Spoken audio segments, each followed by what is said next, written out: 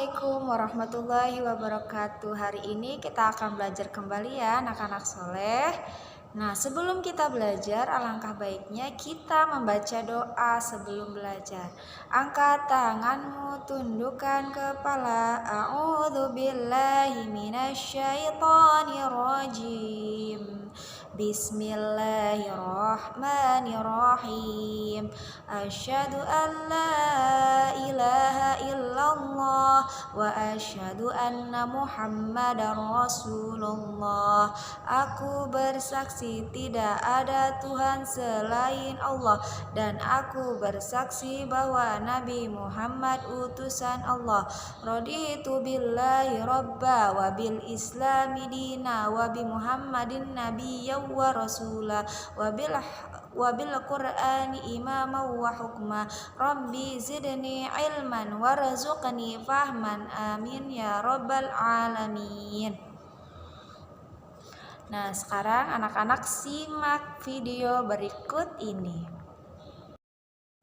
Waqaf menurut bahasa adalah berhenti, sedangkan menurut istilah adalah menghentikan pembacaan, baik untuk tidak diteruskan atau untuk mengambil nafas agar dapat meneruskan pembacaan selanjutnya.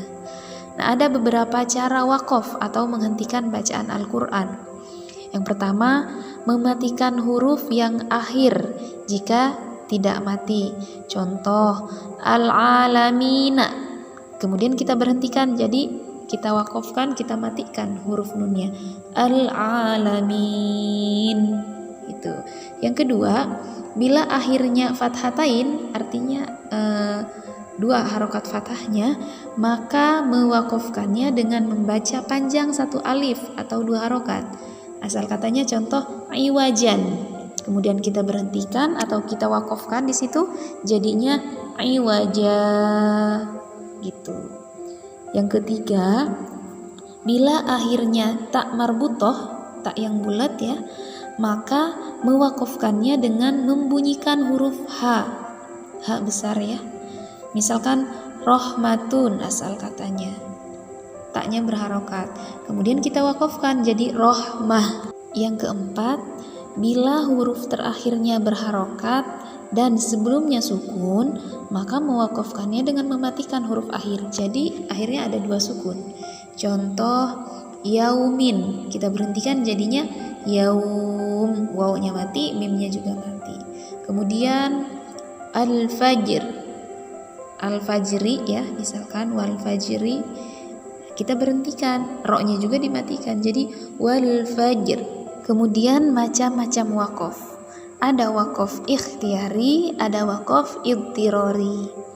Waqaf ikhtiari adalah waqaf yang disengaja tanpa adanya sebab apapun, seperti di akhir ayat. Contoh, walam yakul lahu kufuwan ahad. Karena memang di akhir ayat, jadi makanya berhenti. Qul ya ayyuhal kafirun. Gitu, pokoknya di akhir-akhir ayat. Nah, kemudian kalau waqaf idtirori adalah waqaf darurat atau terpaksa, seperti karena nafas pendek atau lupa yang sebenarnya tidak boleh waqaf. Nah, maka bila terjadi harus memulai kembali dari kalimat yang cocok dan baik selagi tidak merubah makna dan i'rab Al-Qur'an. Contoh misalkan wa ma umiru illa liya'budullaha mukhlishina lahuddin. Kita gak kuat nih nafasnya, berhenti di situ.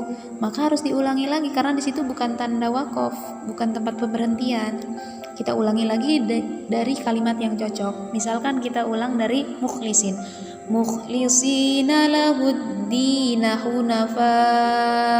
Misalkan kita nggak kuat lagi, kita ulangi lagi dari kalimat yang cocok. Dari hunafa lagi kita ulangi, hunafa wa yuqimus sholata wa yu'tuz zakata wa dzalika dinul qayyimah.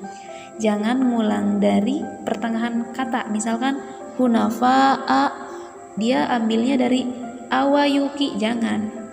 Itu merubah makna Al-Quran. Ya, jadi ulangi dari kalimat yang cocok dan memang tidak merubah makna atau i'rabnya Al-Quran. Selanjutnya tanda-tanda wakaf. Nah, dalam Al-Quran masing-masing ketentuan wakaf telah diberi tanda. Di antaranya ada tanda mim, ya, sering kita jumpai. Nah, tanda mim ini adalah wakaf lazim, artinya di situ harus berhenti. Kemudian ada juga tanda wakaf qola, ya, itu namanya al-waqfu aula, artinya berhenti itu lebih utama, gitu. Jadi tapi bila kita mau terus atau melanjutkan bacaan itu boleh-boleh saja, tapi berhenti adalah lebih utama. Kemudian ada titik 3, ada 2 di situ, namanya waqaf mu'anaqah. Di situ boleh berhenti di salah satu tanda tersebut, namun tidak boleh berhenti di keduanya. Contoh kita sering temui di Quran surah Al-Baqarah, ya. Zalikal kitabu la raiba. Nah, di atas raiba itu ada titik 3, kemudian fihi titik 2 lagi, hudal lil muttaqin. Nah, kita boleh berhenti di salah satunya. Zalikal kitabu la raiba fihi, boleh. Kemudian hudal lil muttaqin atau zalikal kitabu la raib.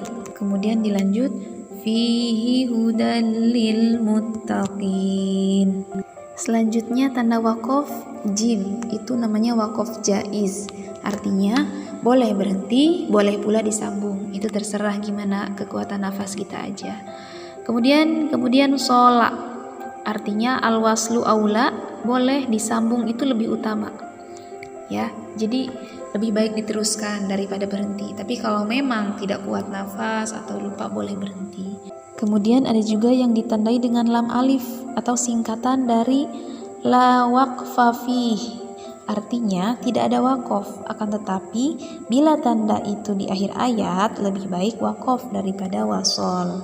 Jadi kalau menemukan lam alif lebih baik memang tidak boleh berhenti, ya, dilarang berhenti kecuali kalau memang di akhir ayat. Kemudian huruf to, ya, tanda wakaf mutlak. Nah, ini artinya boleh berhenti, boleh tidak, tapi diutamakan berhenti. Nah, itulah tadi beberapa tanda wakaf yang ada di Al-Quran.